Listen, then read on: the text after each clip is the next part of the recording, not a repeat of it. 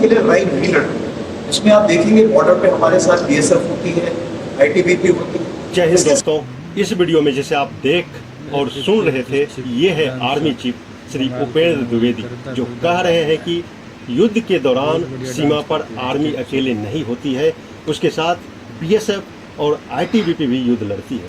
कहने का तात्पर्य यह है कि बीएसएफ या आईटीबीपी कंधे से कंधा मिलाकर और कदम से कदम मिलाकर सेना के साथ खड़ी रहती है। ऐसी परिस्थिति में एक को आर्मर्ड फोर्स और अर्धसैनिक बल को सिविलियन फोर्स कहना कहाँ तक उचित है।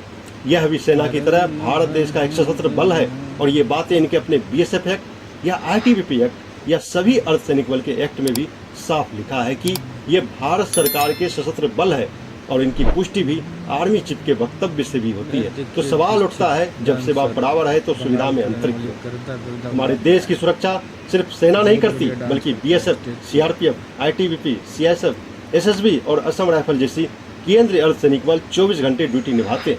चाहे एलओसी पर गोलियों की बारिश हो, नक्सल प्रभावित इलाका हो, दंगे हो, चुनाव ड्यूटी हो या आपदा आ रहा है, हर जगह अर्धसैनिक बल सबसे आगे खड़े रहते हैं। लेकिन जब बात सुविधाओं की आती है तो इन्हें पीछे छोड़ दिया जाता है।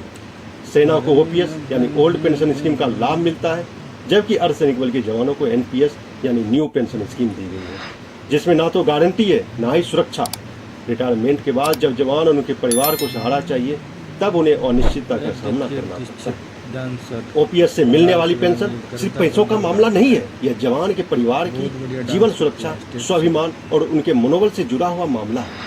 जब एक जवान 20-25 साल तक देश की सेवा करता है, अपनी जवानी बॉर्डर और नक्सल प्रभावित क्षेत्र में बिता देता है, तो उसके बुजुर्ग होने पर सरकार की जिम्मेदारी बनती है कि उसे गारंटी शुदा पेंशन मिले। सेना और अर्धसैनिक बल दोनों ही खतरे उठाते हैं, दोनों ही जान की बाजी लगाते हैं, तो फिर नियम अलग है। यह सिर्फ सुविधा का नहीं बल्कि न्याय और समानता का मुद्दा है। ओपीएस की बहाली से जवानों और उनके परिवारों में सुरक्षा की भावना बढ़ेगी।